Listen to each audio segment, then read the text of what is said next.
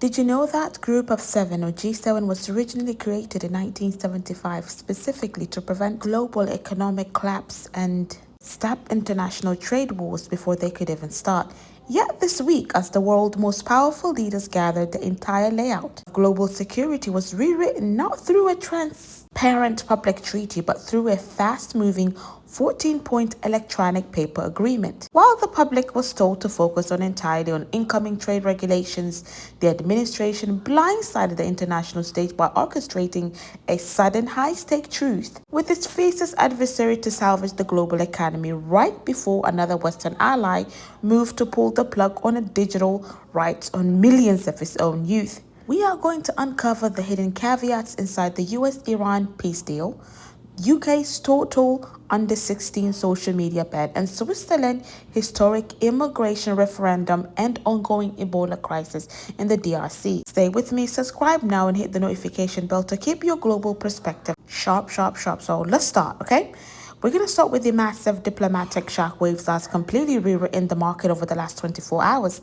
The administration has officially announced a sweeping agreement to end the direct U.S. war against Iran, and conflict that set the Middle East ablaze and pushed the global economy to an absolute brink. Now, do not make this as a victory. Don't take it as a victory. This breakthrough came with a massive, dangerous asterisk, okay?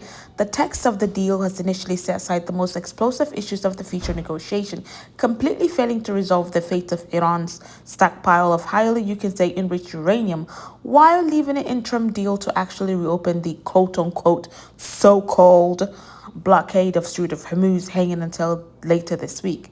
There's a claim that the architect of peace for war treaty was, structurally set in motion. This is tactical, short-term truth designed to cool down global oil prices before the formal signing ceremony in Switzerland. But by leaving the nuclear core untouched, they have built a fragile papal shield that could vaporize the moment either side faces domestic slides. And subscribe to the channel, share this video with your family. We try to do the best that we can to break down massive international chaos, chess moves that the mainstream kind of refuses to look at directly.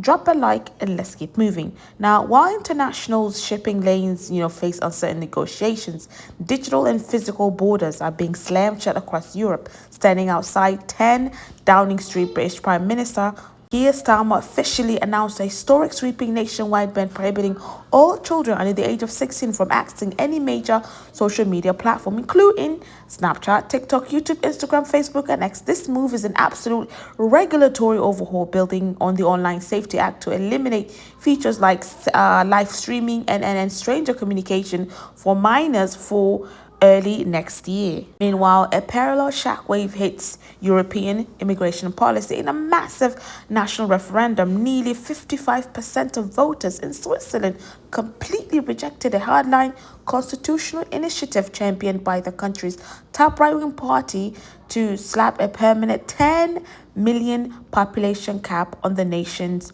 by 2050. Now, had it passed, the law would have legally forced Swiss government to dismantle its free movement agreements with the European Union and aggressively shut down asylums and family reunification channels the moment the population hit 9.5 million. Now, the Swiss public drew a firm line in the sand, explicitly recognizing that artificial border caps do not solve the internal infrastructure strains.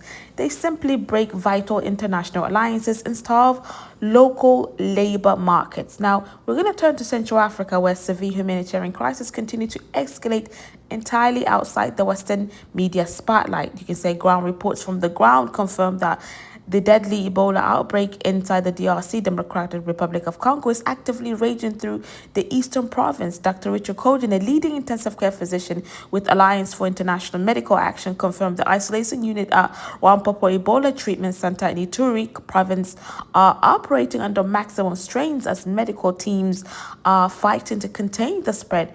And look at the global political failure happening behind this medical crisis. This outbreak has been expanding rapidly since the official global health emergency declaration. Yet, the international response remains completely underfunded because the U.S. currently has no official WHO seat at the coordination table to the ongoing diplomatic pullbacks, the operational management of global health threats, and completely is fragmented, you could say. They're leaving local African medical teams to fight a highly contagious lethal pathogen with specialized, isolated resources, providing when a crisis doesn't directly affect Western financial capitals.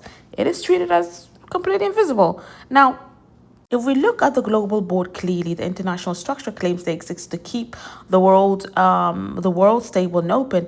But today, the rules are being manipulated behind closed doors. They negotiated a desperate peace accord with Iran, quote unquote, opening the Strait of Hormuz that was never really closed.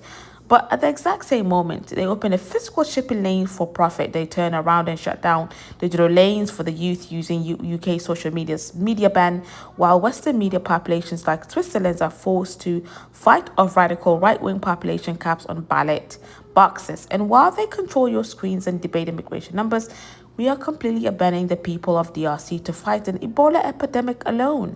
So somewhere tonight, a local media team in Ituri is running out of isolation supplies, completely disconnected from the luxury of Swiss rooms where this US-Iran peace accords are being drafted, where world powers are aggressively or when world powers aggressively police the digital devices of their children while taking massive short-term risk with nuclear adversaries, you can say, abroad. Who is the global order truly built to protect?